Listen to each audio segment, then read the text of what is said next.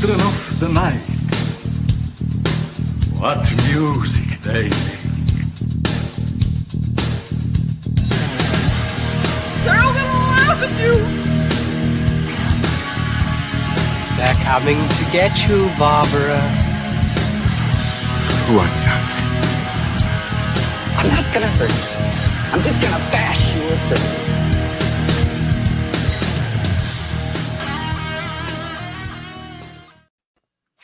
Welcome to Final Guys, where tonight, along with a round-robin discussion of what we watched this past week, we're paying homage to the sexiest skullet you'll ever see. So sexy you'll consider growing your own. I'm talking about Phantasm Ravager. The tall man has since passed on, and rumor has it that actor Reggie Bannister may be following his lead soon, so we wanted to pay one of my favorite characters in all the genre some homage tonight. So that's what we got going on. It's a timely episode, my friend. Yes. And we've been doing these Phantasms stretching out in the past, year and a half, something like that. I think we started around this time last year. That's a good question. It's been a long time. Yeah, and we're done, and it's sad. So here with us to celebrate this tonight is Jack Backstreet Boy Campese. What up? That's a good one, Jack. Rat Hunter Shade Tail Reg. Yo, I miss my own rat tail. All right, Ice Cream Jason Brandt, Man for Life. I love me some Reggie Bannister. Yes, and myself, Chad Lutsky, senile, penile. No idea what that means. I was in a hurry, so we'll just go. We know what it means. So let's get to the drinking words brought to us by Sheridan Bradford. Why am I turgid? Where am I going? All right, tonight's drinking words. You know the rule. Sheridan Bradford conjures up words based on some algorithm that he and Amazon and have devised to figure out what we're going to say, and then you drink. So tonight, our words, Jack, yours are Angus, effects, and world. Mine are alien, dwarf, and balls. Jason's are rough barracuda. That's what your wife says when she sees you naked. Yeah, look at them alien dwarf balls. God, I got to touch them again. Chad's words tonight are to be, budget, and chunk. And the bonus words, if any of us say tall, Reggie, or Mike, start imbibing.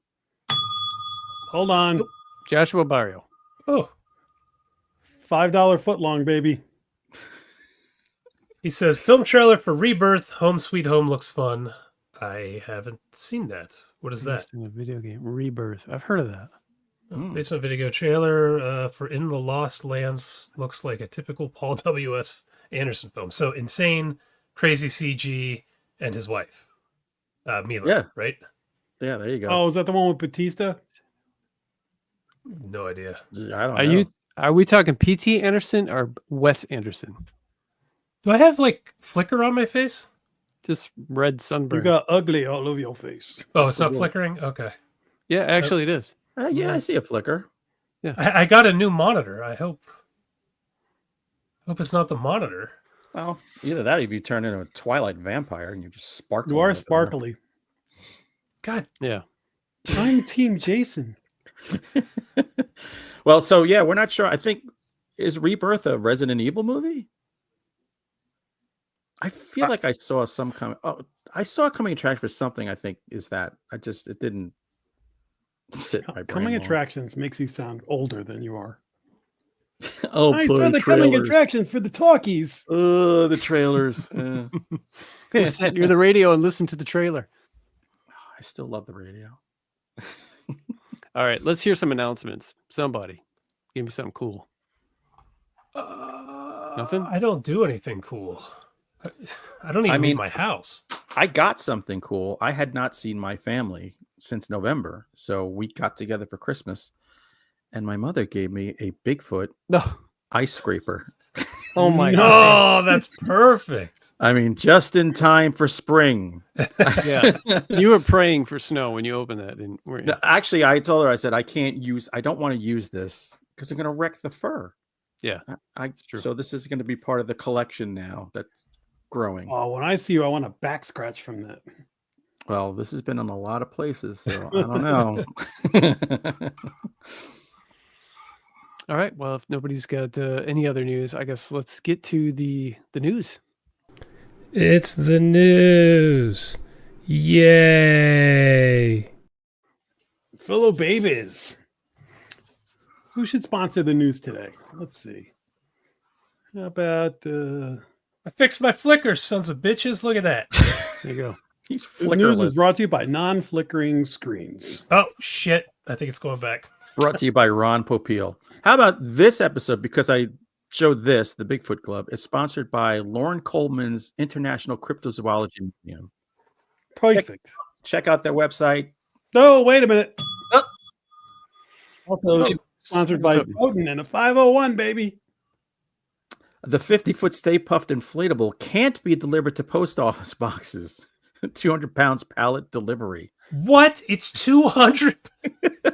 Why do I feel like he's sending that to Jason? That's what I'm a little afraid of. I think that was an attempt. Oh my goodness. Holy shit. Is that for real? 200 pounds?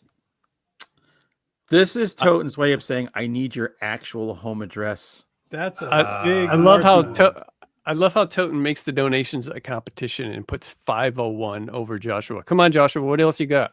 This is Anybody else? 502.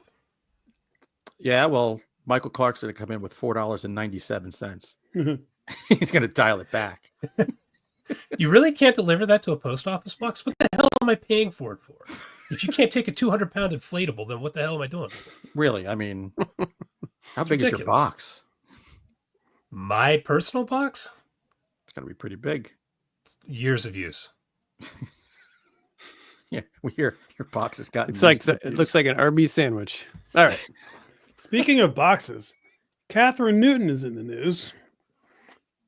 She is going to be teaming up with our pals at Radio Silence for Get Ready or Not, for Ready or Not 2, Yes. along with our girl, Samara. Cool. Yeah, look, Hell I'm in for whatever they yes. want to come up with. Now, Catherine Newton crushed it in Abigail. She was the girl who gets possessed and does the dance. Oh, yeah. Yeah. So she's been with the Radio Silence guys before. Oh, okay. So, All right. I didn't know they were making a sequel. Did you announce that before and I forgot? they were thinking about it, but this seems to be confirming it. Hell yeah, that's sweet.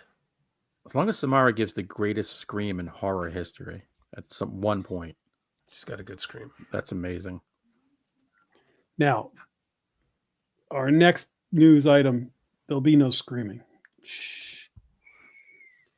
Quiet Place 3 is in development. Oh, wait a minute. Up. Josh Barrio, $5. $5. This is the movie I was asking about when I said is Batista in it. There's a new movie with Mila, what's her name? Oh, Mila. Batista. Or whatever. Yeah. In the Lost Lands. I think it might have werewolves in it. It got bad reviews. That's the one I saw the trailer for. So that's what I was confusing it with. Oh, all right. So this is a book he actually finished? What? Yeah. He's written a couple horror books, right? Like He wrote a 4 or great 5. vampire book. I've never read Yeah. him, actually. Toten says $18,000 is the maximum for annual tax deduction for gifts.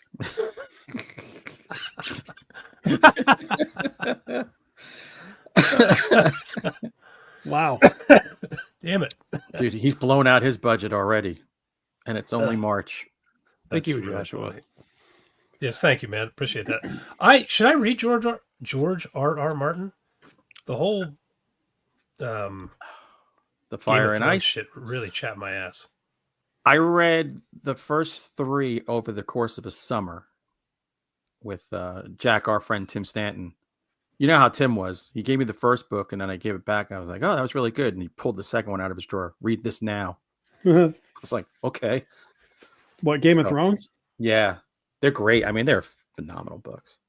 I have a theory that there's power in the R if you're an author, like with Dean R. Kuntz and Joe R. Lansdale and Robert R. McCammon. And the more R's you use, the more popular the more popular that you get as an author, like J.R.R. Tolkien, George R.R. Martin. So I'm thinking of doing Because you Chad become more like a R.R. pirate. Litsky. What's that? You become more like a pirate. J.R.R. Tolkien. Yeah, I might just change my name to R. Shay. Hunter. Rad Rutsky books on the way. Yep. Cool theory. Where the hell were we?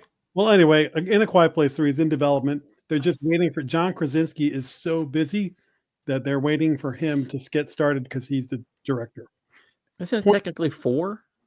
That In a Quiet Place Day 1 is not part 3 because it's a prequel. Oh my god. Okay. Which was actually decent. Like, it pains me to say it. Yeah. It was actually decent. Which is crazy that you said that about a prequel. That means it's really well good done for the average person. It's a solid movie. We're going to close out the news. I try to decide, do I want to go with like the least, like worst to best or best to worst? And today I clearly went best to worst. This one, nobody's going to care about. And actually, that's the reaction I'm trying to get. Avatar Fire and Ash, the next Avatar movie, is coming out this December and will be 3 hours and 12 minutes long. That in itself, Hunter hates that. not only that, but I found out there's going to be an Avatar 4 and an Avatar 5 coming out in 2029 and 2031. Who is asking for these movies? I mean, Jason. didn't the second one make $1 billion? Yeah. I saw the second one, and I like the second one. Everybody hates it. I didn't like it as much as the first one, but I like the movies. Oh, I saw it and said no more. What do you guys think is what's the deal with the trend of the 3-hour movie? Like stories can't be told in 90 minutes anymore. Lazy writing. I no longer know how to tell a story unless I have miniseries length of time. It's got to have something to do with streaming and keeping people on platforms. Oh, that's interesting. Because I know like YouTube's biggest metric is watch time. That's their most important one. It wouldn't surprise me if like Netflix is too or something. I mean, for theaters, it sucks because you can't show as many showings. But for a streaming service, 3.5 hours of Avatar. I mean, James Cameron's been doing this shit since freaking Titanic, so it's par for the course for him. For everybody else, I don't know, but I'm tired of it. Like, cut it down. They told Frankenstein in an hour. Movies, Come on. They told Frankenstein in an hour. Right. Follow that method. When I go to the movies and I see it's 2 hours, I'm like, God. The extended version of Nosferatu is on Peacock now, and I was like, oh, I should watch this and see if I can notice, because there's only like 6 extra minutes or something. It's like I may not even notice the extra stuff. I've only seen this movie once, but then I looked at it and it was like 9:20, and I was like, oh, I can't start this now. I will be totally asleep by the end of this movie. No way. Unless you drank about a carafe of coffee. And that one's only like just over 2 hours, I think. I don't remember. It felt like forever. So that is all the news is fit to print. Thank you, Jack, for working so hard.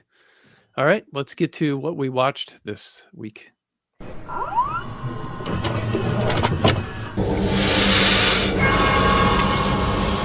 have such sights to show you. Jason, what did you watch and or read and or play? Oh, yeah. I was like, wait a minute. All right, so I did actually watch a new movie, but I didn't think it was very good, and I didn't want to trash them for it, so I'm going to skip that and talk to you about a little movie I also watched called Turbulence 3 Heavy Metal. Oh, my God. Now, I won't even read it. I'll just summarize it for you here from me watching it. So a rock star who's basically Marilyn Manson and Trent Reznor combined. Now this is in 2001. He decides for his last concert, his retirement concert, he is putting on a show on a 747 flying across the country and live streaming it over the internet. In 2001. Yeah. It would go really well. I don't know how he thought that was going to work. But it turns out there are Satanists on board who want to take over the flight because the flight is going to be flying over Kansas, which they say is one of the most haunted places on Earth, something like that. I don't know, something ridiculous. And if they crash the plane in Kansas while killing, what's this guy? Slade Craven is the guy's name.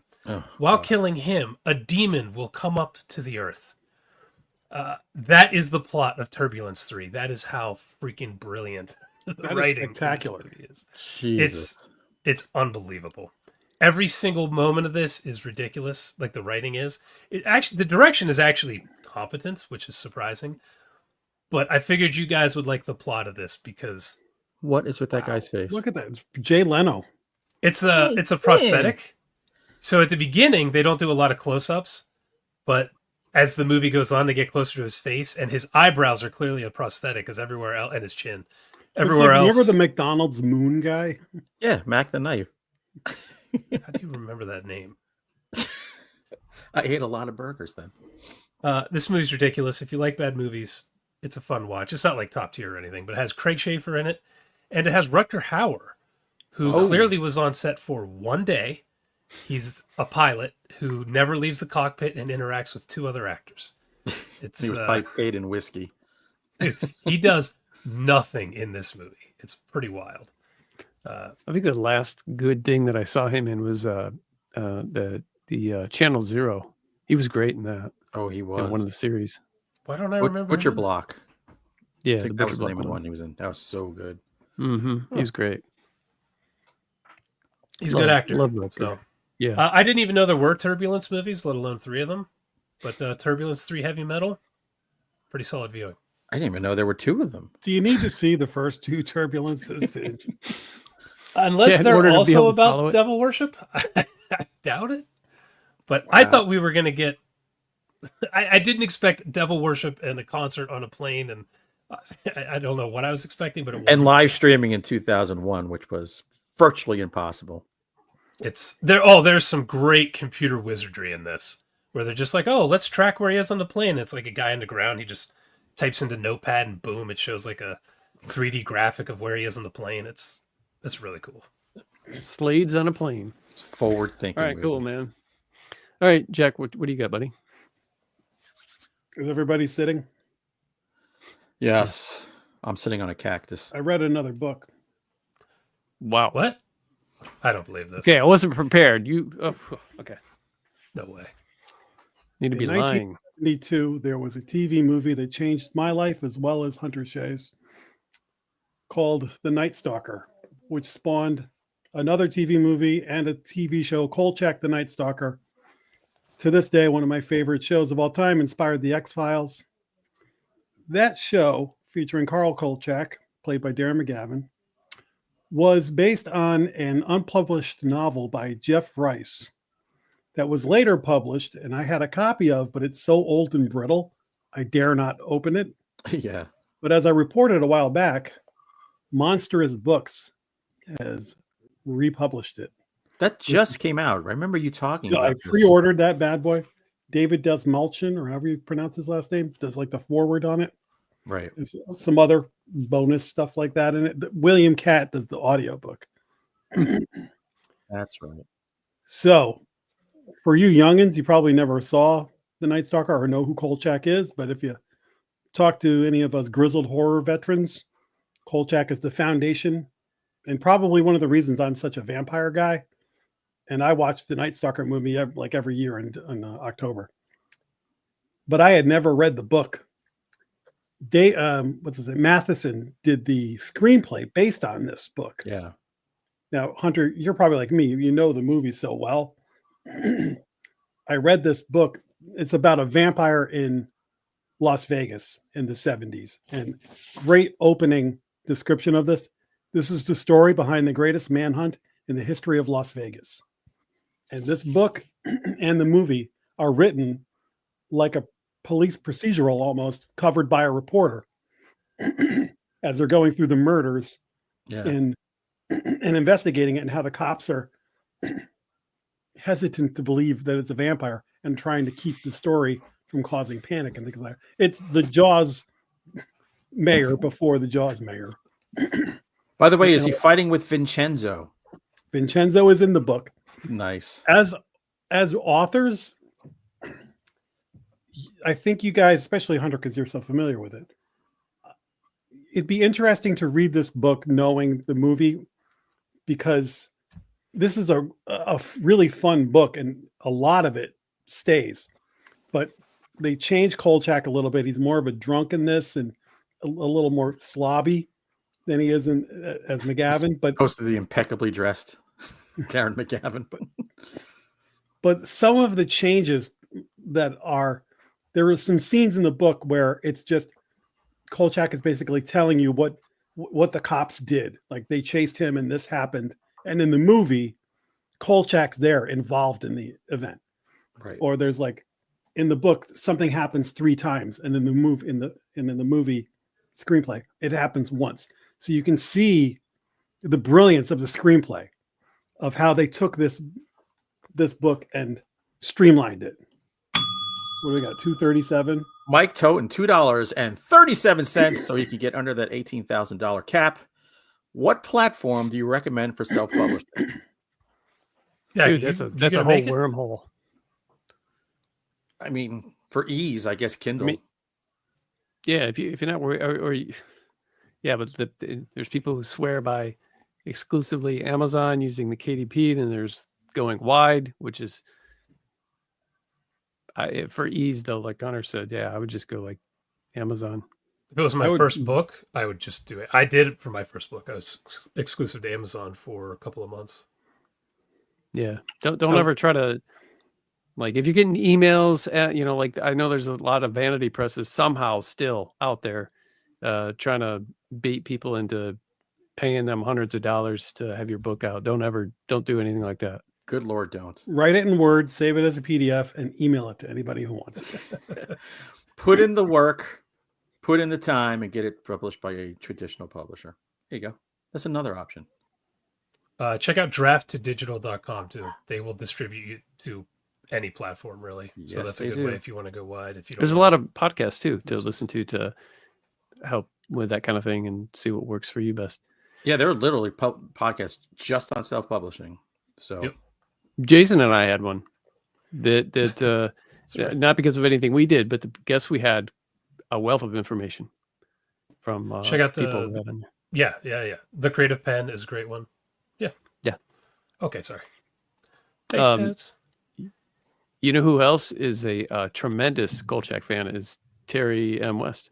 Yes. Oh, yeah. So if you're a fan of the Night Stalker, I say get your hands on this book. You'll enjoy it. And it's a worthy part of your Kolchak collection. I am very happy. I burned through this book in a week. I love it. And by the way, you talk about Terry West. Me and Jack have been talking about getting Terry on to talk about the Night Stalker. So I think it's time now. Baby. Awesome. Is it my turn? Yes, Please. sir. Is it my your turn? Let's hear it. Okay. I watched a limited docuseries on Netflix called The Manhattan Alien Abduction. Like I was going to flip away from that. No, not. It is the story. I don't know if you guys heard of this. In 1989, there was a woman who was abducted from her lower Manhattan apartment, sucked up into the sky during a blackout, and there were a couple of dozen witnesses, including a UN diplomat and 2 federal agents, who testified that they saw this woman hovering in air and go up into a ship and disappear. So this has been, in UFO lore, this is a huge, I'm not going to say huge case. It's a fascinating case. So fascinating that it got sucked in Bud Hopkins. He's the guy who created the whole missing time phenomenon. He was an artist who did hypnotic regression for hundreds of people.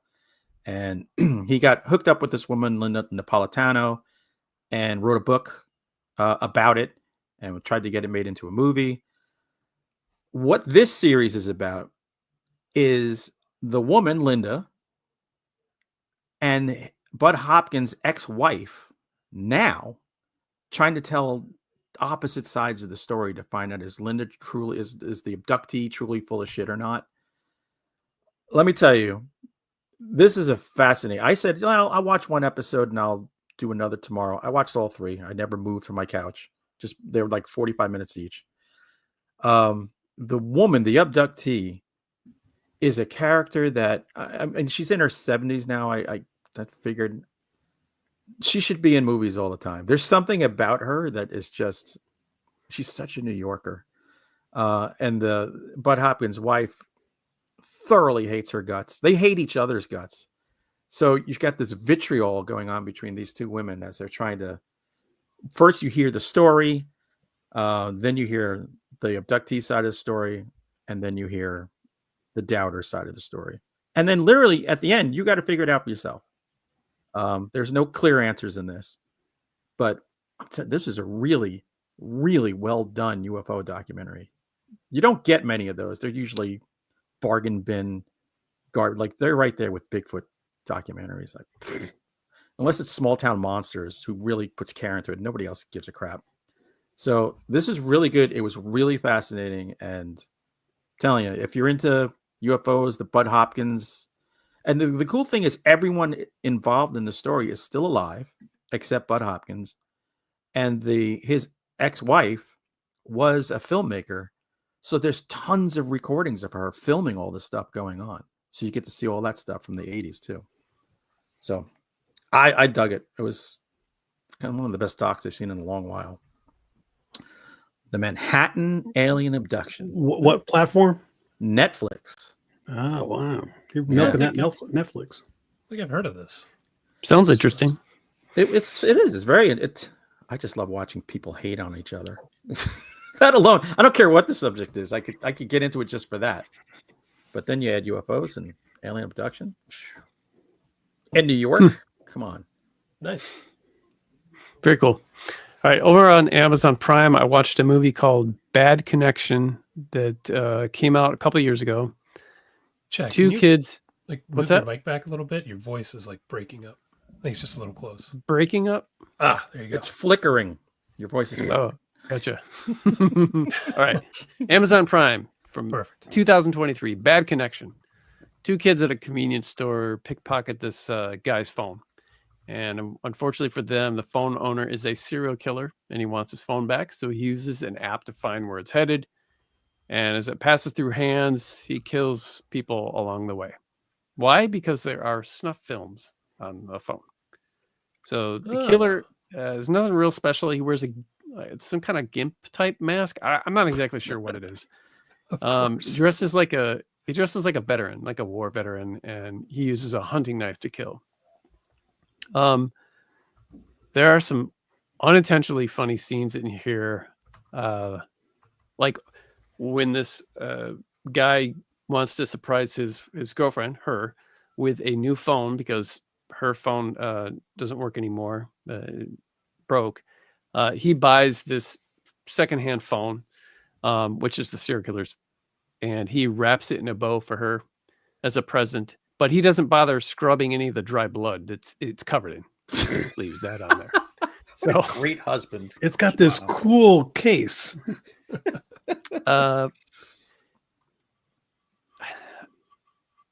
You know, I was gonna go on this other diatribe about the shoehorning agendas in here, which there's some stuff in here, but I'm not gonna get into that. I'm feeling I guess like a nice guy tonight. So, but well, you got it all out. Was it last week where Yeah. you went nuts? That was Popeye, Yeah, yeah. Jesus.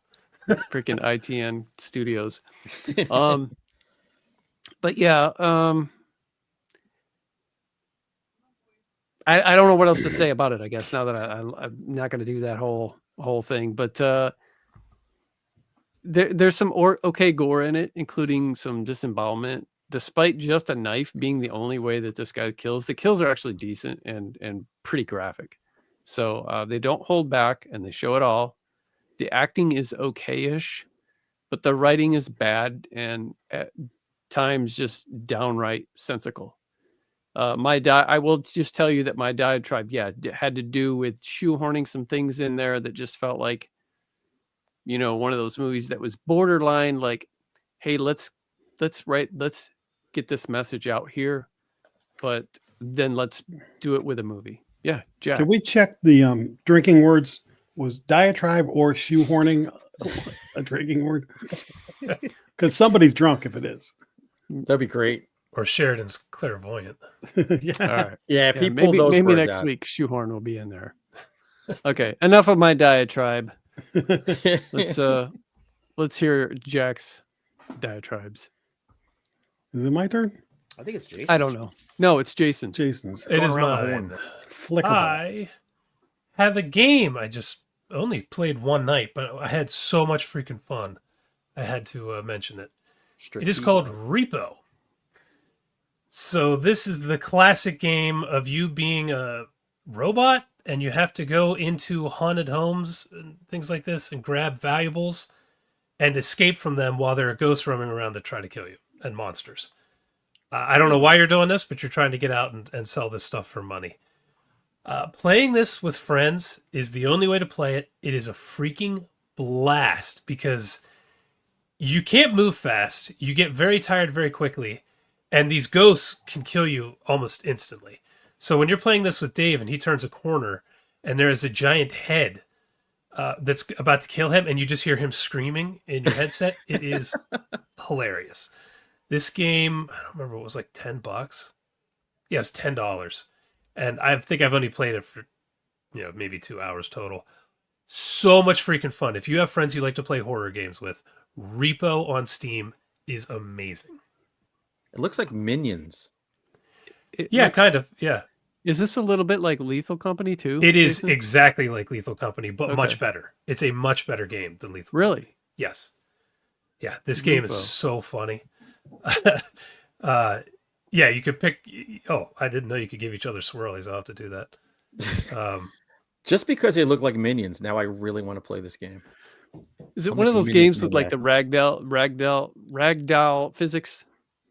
It's not that crazy, but it is kind of hard to control. So, like, you'll pick up a vase that's worth thousands of dollars, and as soon as you turn, it bumps into the wall and shatters, and you lose all the money. And you have to get a certain amount of money to get off the level.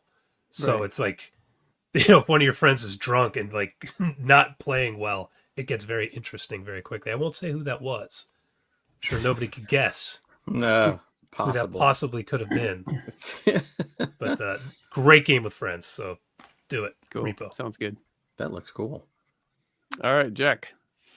I rewatched Avatar 1 and 2 because I love them so much. I'm just kidding.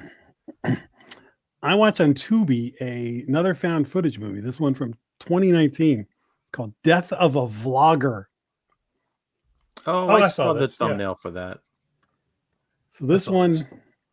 is about a vlogger, which is basically a person who streams a lot of their life, and he's streaming something, and then I won't get into it too much. Basically, something paranormal happens during one of his streams, and it causes him to get a lot of hits, stuff like that. So Like the instead it ghost becomes in your phenomenon. room? In the old Ghost in the house? room kind of thing. Yeah. So then he's got this girl who's his friend, but it feels like maybe there's a little bit more. The two of them start doing more stuff, and they bring in this other guy who's like a Jason Brandt.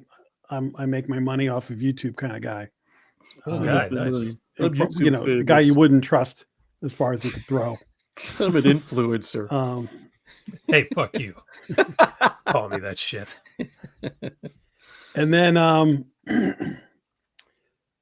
they start doing more paranormal investigation stuff.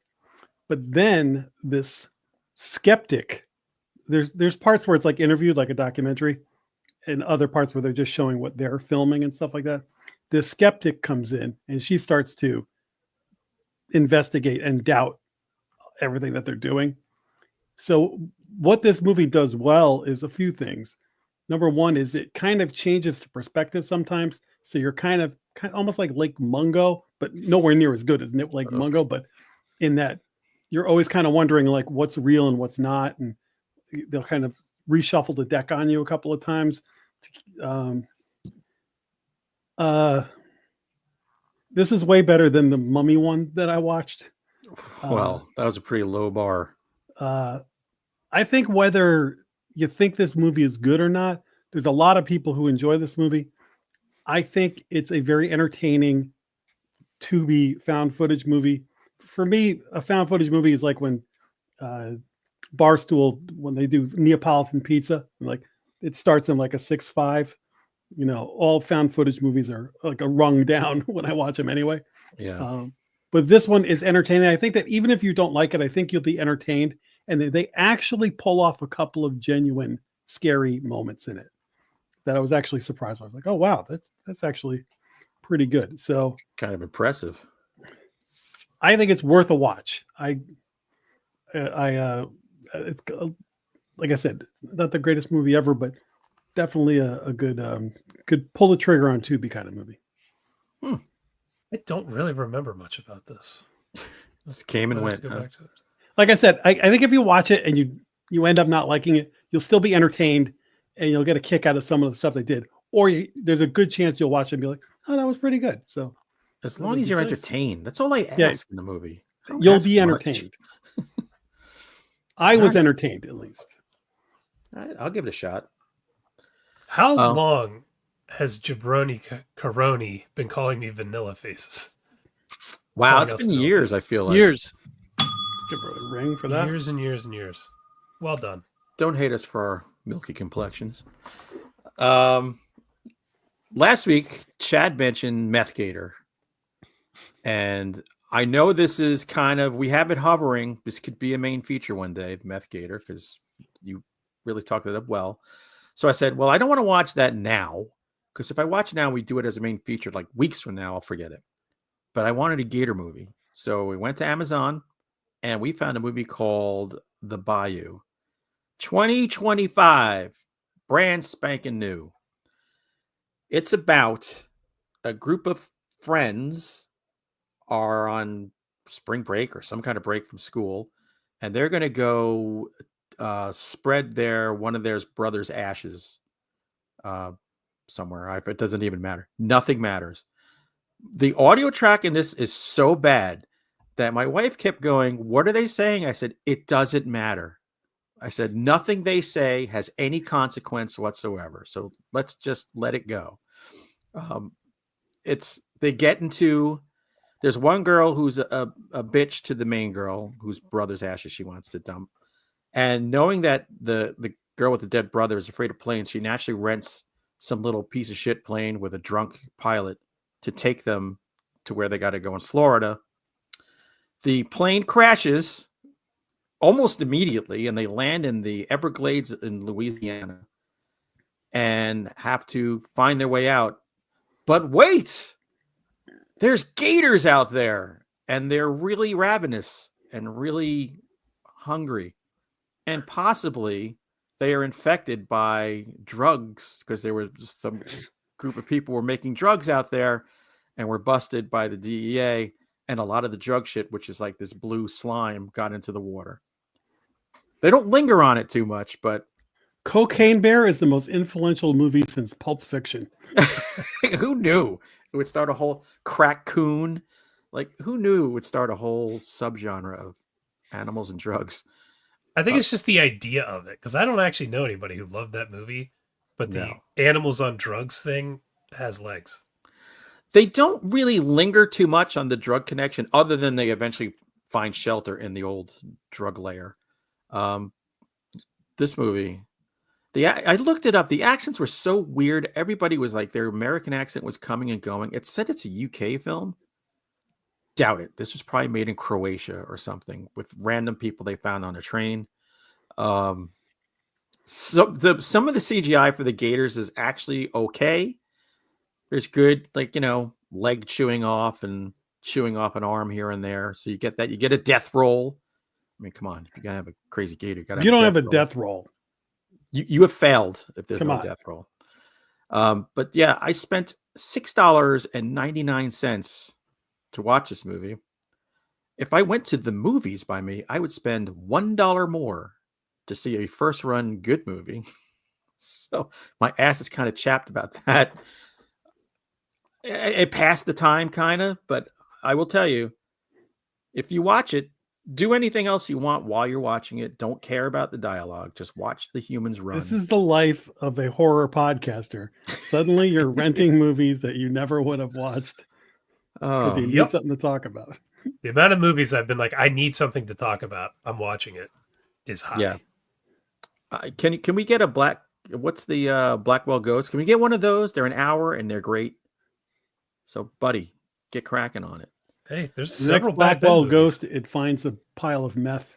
And These when tweaking animals attack movies is based on real life, really, with the bear that ate the freaking cocaine. That's true. And I would assume gators get into the meth down there, and I assume all of Florida is making meth. Obviously. So is it Day of the Animals? What's the one? Is that the one from way back? That Leslie Nielsen? Not that. Was that one? Day of the Animals was like some ozone thing driving the animals crazy. What's the other one that's like same time frame? Grizzly? No. Prophecy. No. There's like frogs outside and frogs with the frogs. But that's not like that's just like the Food of the Gods, maybe, or something. Food of the Gods was that stuff bubbling up from under the ground that looked like milk. Wasn't that like toxic waste or something? I don't know. Well, in toxic frogs, waste was prophecy. Most of the killing is done by all other animals except for frogs. Yeah, throughout most of the movie. So toxic waste is prophecy. The sawmill was leaking toxic waste and then turned the bear inside out that terrorized everybody. There's another animal attack movie I can't think of that. They're all so much fun.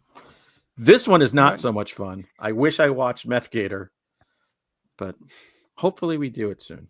We need to get Nigel Bach on this train and have him do like Bad Ben on Coke or something. He was just asking for money. I thought he was done. He came back and said, "No, I realize how much you guys like this, and now he needed $2,500 by the end of Saturday, or all the movies were gone, and there'll be no more new." We'll write the script. Bath salts Ben. Send it to him. God damn it! I like Starts eating himself alive. Wait! He's threatening to take the movies offline. Yeah, I don't know what's going on. I think you can only see them on Bad Ben TV now. I wanted to watch because I'm like 4 movies behind or something. Yeah, me too. They're hard to find. I've only seen the first one. Oh man. Yeah, once I had to like get his app and stuff. I was Yes. like, all right, Nigel.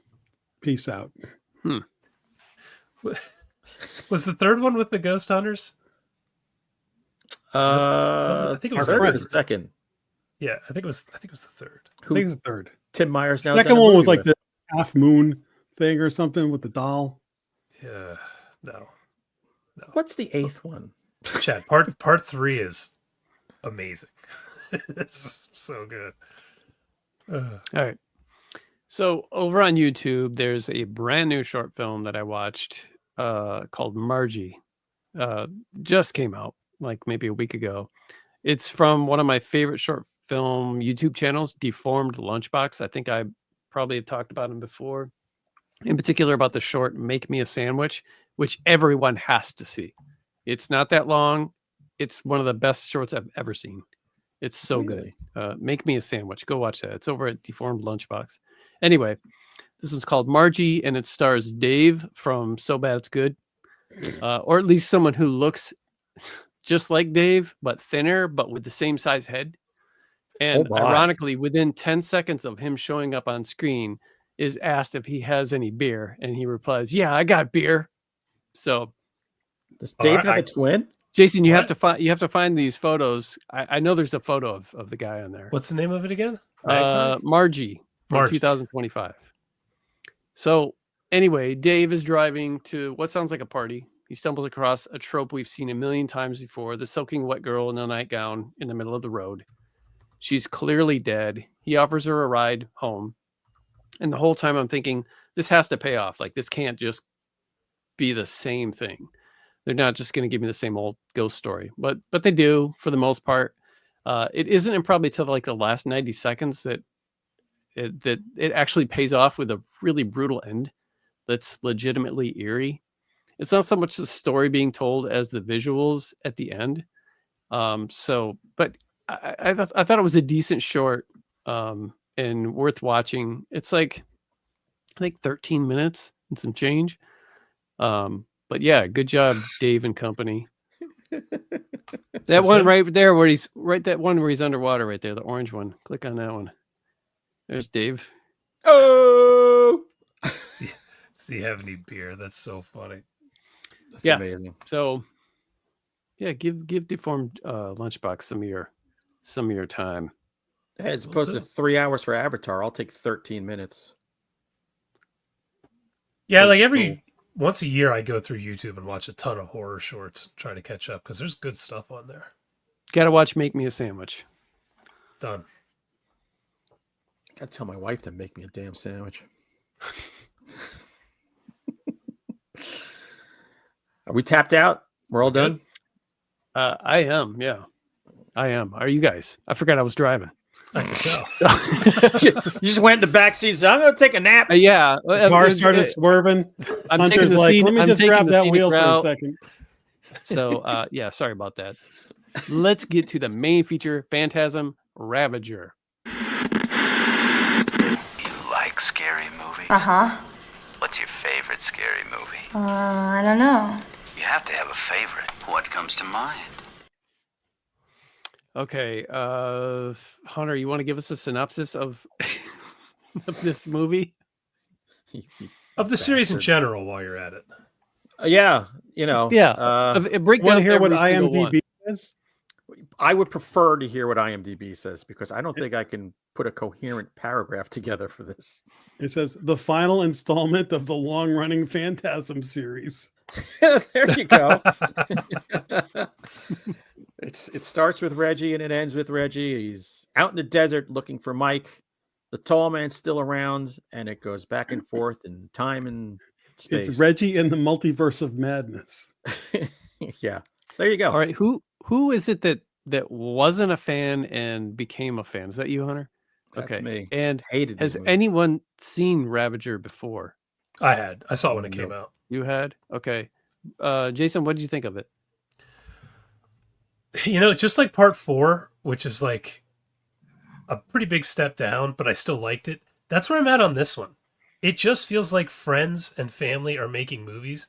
This kind of feels like it's way more insane, but like when the Addams Family comes out with a new movie, I'm watching it and I'm going to get enjoyment out of it no matter what problems it has because I'm just rooting for them and I like seeing a family make movies. That is this to me. The whole gang is together. Rocky's there. The booby chick from the first movie shows up. Like there's just, I don't know, it's just fun for me. The booby And chick. the one who stabs Reggie and Yeah. gets banged in the graveyard. Same actress, yeah. Yeah. She looked phenomenal. This movie's like 36 years later or It was like something. 2016, right? Yeah. Yeah. Yeah, it's like almost 40 years later. Still had the girls out. Like, good for her, man. Yeah. I had fun with it. Is the CG bad? Yep. Is the story nonsensical? Yeah, it's a Phantasm movie. Is the acting bad at points? Yeah, it's a Phantasm movie. I don't think it's as well directed as the other ones. I do think it was missing Coscarelli's direction. Yes. But I like the interweaving of the Phantasm madness and nonsense and Reggie has dementia and these two worlds like kind of colliding and what's going on here. Is the whole Phantasm series just Reggie losing his shit? Or is he actually in another dimension also fighting the tall man? It's weird to hear you say because that's your least favorite thing in all the world, isn't it? It was just I shouldn't like any of the Phantasm movies. The whole thing is it's a goddamn dream at the end of every freaking movie. And I still like it. I don't know what it is about these movies. They just hit me right. I will say this, though, before we all start trashing the CG. The director did all the CG by himself, which is well, then it was good. All right, if you put it on that scale, it's like very impressive. Yeah. If you're just watching it, like if you went to the theaters, you'd be like, what the hell? Holy cow. And you think about it now, if they want to animate Thor's hammer for 10 seconds, that requires 700 people from Korea. Yeah, dude did it all himself. And there are moments where the CG actually works. I always like the big ball in the sky. I thought looks cool. Yeah. I don't know, man. I like this. I could see why people would really not like it. But I was watching, I was just like, man, Reggie Bannister's got the 4-barrel. He's still dressed like an ice cream man. He's still trying to bang chicks. Horniest guy on earth. Any like, Phantasm movie is a warm blanket for me, you know? It's like Angus Young, who is 70 something. He still has the schoolboy uniform. That's Reggie with this ice cream get up. Yeah. Dude, at one point, the tall man has to like turn one step to the right, and it looked rough. I was like, oh, damn. He was, so just a little background. I saw this movie was made on The Secret in 2012. And then it took them 4 years to get it out there. So because he was doing CG by himself. Yeah. And Angus Scrimm died before this movie came out. He died like January of 2016. In the commentary track, the director says he did get to show him the movie before he died. So good. Oh, that's good. That's what killed him. Why'd you show me this boy? My legacy is ruined. Oh boy! Oh boy! Oh boy! Oh boy! This is how I'm going out. Jack, what'd you think of this, man? I was just watching this and laughing. I was like, "What the hell is going on?" It's just Phantasm stuff, and it's just a nostalgic. It's like a Gilligan's Island reunion. Like, oh wow, the skipper's getting old, you know? Yeah. But you're just like, whatever. Balls fly in the air. They shoot him. Reggie flirts with a chick. They try and explain things, and then it doesn't mean anything. They did the multiple timelines. Nothing seemed to make sense, but who cares? It was just literally, I was just like, how much longer is left? Because it's just how much. Okay, there's 15 more minutes of Phantasm before I've seen all the Phantasm. Yeah. I don't know how soon I'd go to watch this again, but if I was at Hunter's house and it was like, let's just pop something on while we're hanging out, this will do, like that kind of thing. Like you were saying, it's comfort food. So it makes no sense, but it's all right. Hunter? I was oddly riveted by this movie. Like I was locked in. Like part 4, I was fading in and out. I was like, what the hell? But as a convert, I have learned not to think too hard, not to pull at plot lines, just let it wash over you. And Jack, a Gilligan's Island reunion, it's the perfect way to put it. Because the gang's all here and they'll never be all here again. This is the last time we're ever going to get this. And even though it looks like a film school project, it didn't matter. They gave us a little person warrior out of nowhere. I thought that was Chunk. Great. So good to see that. Good to see Reggie still finding a way to, get girls interested in him no matter what. He just finds them, man. He just stands he could just stand on the road and they'll just come to him. But yeah, it made very little sense. There was one point, Jason, where I was like excited going, oh man, yeah, they should make this so all of this has been in Jerry's like dying brain, just neurons firing before there's nothing left. And I wouldn't care. I'd be fine with it. It actually might fix the whole thing. It would. It'd explain everything. This is the fever dream of a dying man. But yeah, I thought I had a really good time with this movie. And I think it was also knowing that I'll never see another one again. And if I do, it won't be with the same people and it won't have the same affection for it. So I'm glad I saw it. I'm glad I rewatched the whole series. I had a blast. Okay. Well, I've had this on DVD because I got the box set. Matt Mulgard from Horror Novel Reviews, when he passed away, his mother Bettina sent me some things, and this box set was one of them. Oh wow! And I saw Ravager in there, and I'm like, I was just like a rainy day thing. I love Phantasm. I don't want to. I just don't want to. I knew they were done because Angus had died, and so I think my hopes were up a little bit too much, maybe. So, and I also watched it with my wife, who's not a huge Phantasm fan. So I think that kind of tainted the experience. I didn't hate it. I viewed it like I viewed some of the others I didn't care for, where it was like, this is just, Jason nailed it when he was like, this is just like watching family or friends. and do their thing, you know, and you can just sense that these guys, I felt bad afterwards because when we watched it, I particularly didn't like the first half I liked quite a lot. And then the second half, I was just ready to be done. I didn't like it at all. It hopped around so much. I was just like, these guys, are they stoned? What did they know what they were doing? Dude, how am I supposed to follow this? This is a peyote vision quest. So I heard that they filmed this and then they would have long breaks and then come back and film a little bit more. I think they were using different cameras because at certain points I was like, why is this camera, any motion looks like shit? And then other times it looked great. Yeah. I think this was over a couple years, if I had to guess. Yeah, I don't know. But I did watch some of the bonus features afterwards. And these guys, there's a moment in there where Coscarelli it was like pre-production, you know, like they haven't really started. And he's like, and it showed clips of like the storage where all of the crap was. Like they had boxes of balls and they had the masks for the Jawas, and he's like, we're digging this out and this out and this out. It's, you know, it's going to be a great year or whatever. And they were all so happy and excited to just be doing this again. And so that made me kind of feel bad for not liking it as much, but you could tell they didn't care. These were legitimate buddies making, going back into the world that they all helped create. And I've always thought that Phantasm, the original, is something that could benefit from a remake, but not ever top it, because I just think that world, I just feel like it could be, the Phantasm world could be like this never ending thing, man.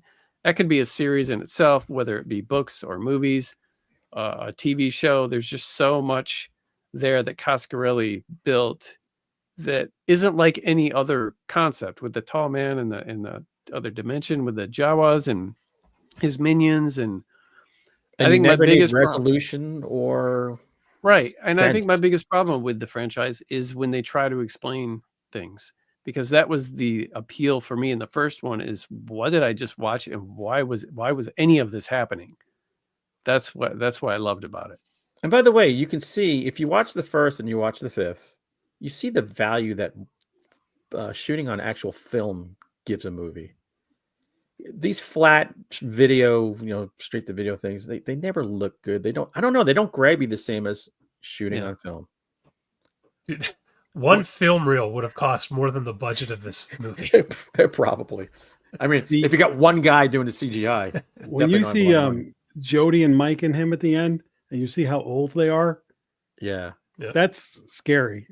Yeah. Oh my God. When the little kid from that is now an old man with a friggin' rat tail as well. Yes. He's working on a skullet himself. I was actually kind of disturbed seeing Reggie in that old folks home in the bed next to Angus Scrimm. I was like, oh, that's hitting way too close. Yes, man. You know, it's weird in the they have an outtake section, and while they're filming that scene, they're waiting for an ice cream truck outside to go down the road. And that made it even more freaking. So and nobody weird. was laughing. Everybody was just doing their thing, like pretending to be sad. And while Reggie's just laying there, and you can hear the ice cream truck, and they're waiting for it to pass. That's weird. That's crazy. Ooh. It's funny. Good. When he took that one step, I was like, oh, he's not in good shape here. Now, Jason, you're the film. They must have done some filter on his face because he looked too full of vim and vigor sometimes. I did notice a lot of parts where they poorly CG'd his face onto a double's body. The close-ups, the part when he's outside in the woods at night, the first time they show the tall man, I don't think that's really him. There are a couple parts that it was not good, but no, I don't. They must have there was a softening filter on him. You're right, actually. Now that I think about it, yeah. So whatever they used for Sybil Shepherd for moonlighting. Remember when they CG'd Tony Soprano's mother's head, after she passed away, they did an episode to. Oh really? Give her oh yeah, no, it's the most uncomfortable looking scene. Oh man. Wow.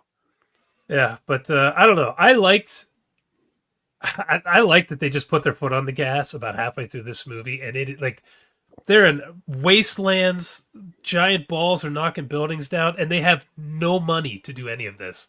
and they didn't give a shit. Like they just went for it. I really appreciate it. I don't know why I should hate it, and I was just like, hell yeah, guys, like go for it. One of man. my favorite scenes in all of the Phantasm movies is in this movie, and it's the horse. Because I could not believe that they were showing that and that happened. It's about time they killed a horse. I've been waiting for that the whole series. That was freaking hilarious. And by the way, you know, if you got a fever and your only prescription is more cowbell, but you want more silver balls, this movie gave you the most balls of any of the Phantasm movies. Tiny balls, big balls. One of my favorite visuals is actually when Reggie's walking down the path, and I don't know, I think he turns around because he hears the tuning forks or something. When he turns back around, the giant ball is in the air above him. Yeah. That was a really cool visual. Yep. It didn't lead to anything like everything else in the Phantasm series, but it looked cool. Just looked trippy, yeah. Yeah. I was hoping when he went through the tuning forks that he would end up in that cool land with the rocks and then the line of Jawas, because that's scary looking, but it was just white. Yeah, well, they ran out of Jawa money. They ran out of red filter. Yeah. The little dude who blows himself up with grenades Chunk. and then just is missing a hand later, like that's... And then he's groping, what's her name? Rocky. Okay, is it just me or did Rocky look better here than in Phantasm 3? Or am I just not remembering right? You might be right. I thought she looked great. I was like, how long ago was Phantasm 3? It was like in the 80s. Early 90s, at least. Yeah, 80s, early 90s. Well, she had the Thigh Master. She could take care of herself from all that residual money from Phantasm 3. I also like how, you know, Reggie's always getting laid or very, very close to it. And he still gets the hottie, but he crashes out and misses out. I love that. That was hilarious. The bit where he can't remember her name is fun, too. Oh, yeah. Making a song. At least they did a song to get us a... Yeah, when you think about it, Reggie should have had 2 giant blue balls popping out of his pants at one point. Because the dude never managed to seal the deal. No. But, well, I mean, she came downstairs, you know. Yep. She looked at her empty bed and was like, she went down there and he's snoring and she's like, yeah, so poor Reggie never has an orgasm. He only has phantasms.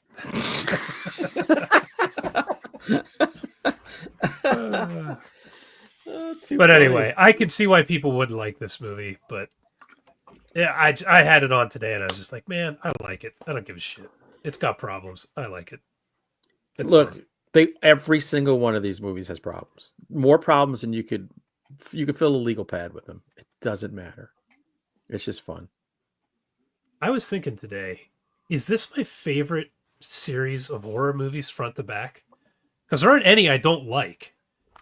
I mean, they definitely, like, 4 is a pretty big step down. You know, 5 is not going to be anybody's favorite, but there's none of them I don't like. And I don't think I can say that about any other horror series.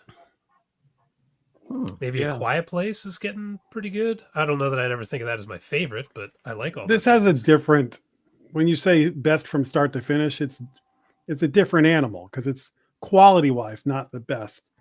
But I said my favorite. I didn't say my favorite. Okay, like I always thought of it as Friday the 13th, but Phantasm's got to be up there, man. It's really good. Yeah, it's really fun. I think we'd like this one less if there was a part 6, for sure, or if we knew that there was going to be a part 6. But it's the fact of knowing this is the end of an era that gave it a little oomph. Yeah. Yep. And watching it when Reggie's in hospice too hit differently. Oh man, just wrong. Yeah. And by the way, Reggie is still with us. So if you go online, you can find they're asking folks to send cards or anything to boost the spirits, and there's a P.O. box that you send it to. So definitely check that out. Yeah.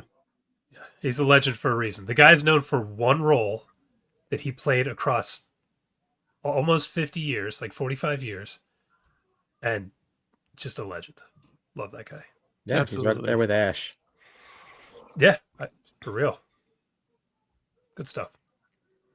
So yeah, cool. Look at this. I'm surprised though that Chad liked this the least out of us. Yeah, me too. Me too. It's just the second half, mainly. I get it. So we have no idea, I guess, what we're watching next week. Can you ask the people in the background? Maybe they can chime in. That might be me. It's the Jawas. I think that's my mother on the phone in the back. Ask her what we're doing next week. I don't know what my son is doing in that room. He never opens the door. There's 4 different phones. This is the life you lead when you're having a renovation.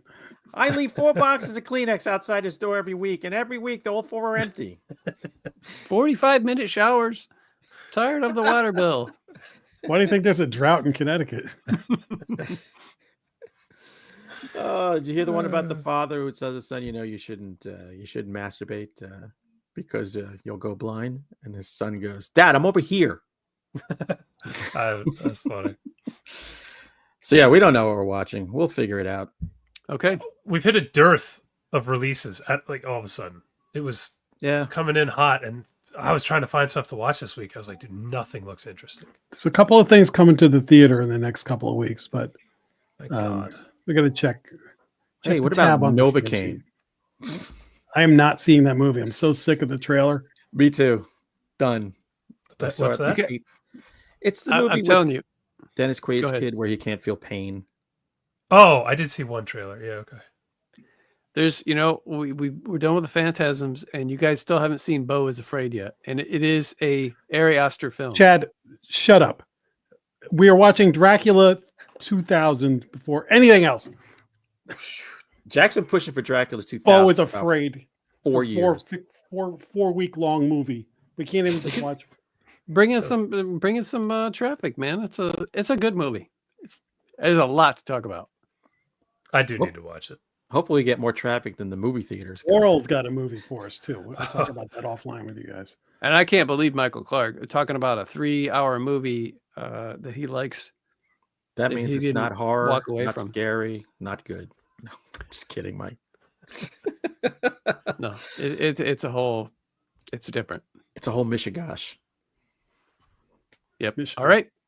Well, I guess until next Tuesday when we watch Beau is Afraid or Dracula or what have you. Whatever. We'll find something. It won't be the Bayou. Just so you all know. All right. Let's get out of here. Good night, folks. Thanks for coming. Bye. Yeah.